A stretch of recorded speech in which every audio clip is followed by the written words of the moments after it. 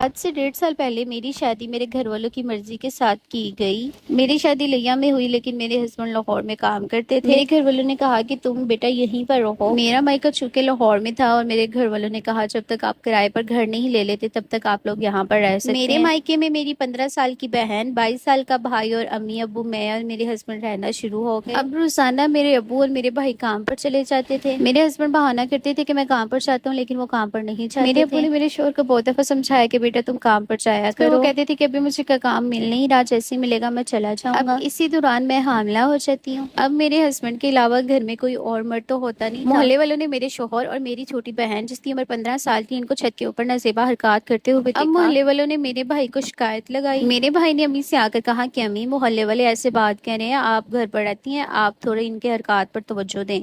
اسی ٹائم میرا شوہر قرآن پاک لے کر آ گیا، میری بہن آ گئی۔ بہن کہتی ہے کہ یہ میرے بھائی کی طرح ہے، اور بھائی کہتا ہے کہ یہ میری چھوٹی بہن کی طرح ہے۔ میں حلف اٹھا کے کہتا ہوں کہ یہ میری چھوٹی بہن کی طرح ہے۔ ایسا مسلم جب قرآن مجید کو وہ لے آیا تو اس کے بعد کوئی بحث بچتی نہیں تھی، ہم نے اسی ٹاپک کو اسی ٹائم کلوز کر دیا کہ اب تمہارا اور اللہ کا معاملہ ہے۔ اب ایک دن اچانک میرے بھائی نے میری بہن اور میرے ہسبینڈ کو کچھ غلط حرکت کرتے ہوئے دیکھ لیا۔ بھائی نے آ کر پھر سب کچھ امی کو بتایا۔ اب جب میرے شوہر کو اس چیز کا اندازہ ہونے لگا کہ چیزیں کھل رہی ہیں، اس نے میری بہن کو لیا اور وہ گھر سے بھاگ گیا۔ یہ کتنی بڑی بدنامی تھی کہ ایک شوہر اپنی حاملہ بیوی کو چھوڑ کر اس کی چھوٹی بہن کے ساتھ بھاگ گیا۔ وہ میری بہن کو لے کر لیا پہنچ گیا۔ اب 4 لوگ بڑے اکٹھے ہوتے ہیں اور میرے شوہر سے کہتے ہیں کہ تم نے غلط کیا ہے، اس بچی کو اس کے ورثہ کے حوالے کرو۔ رات کے اندھیرے میں میرے شوہر نے میری چھوٹی بہن کو میرے باپ کے حوالے کر دیا۔ میرے ہاں ایک بیٹے کی پیدائش ہوتی ہے۔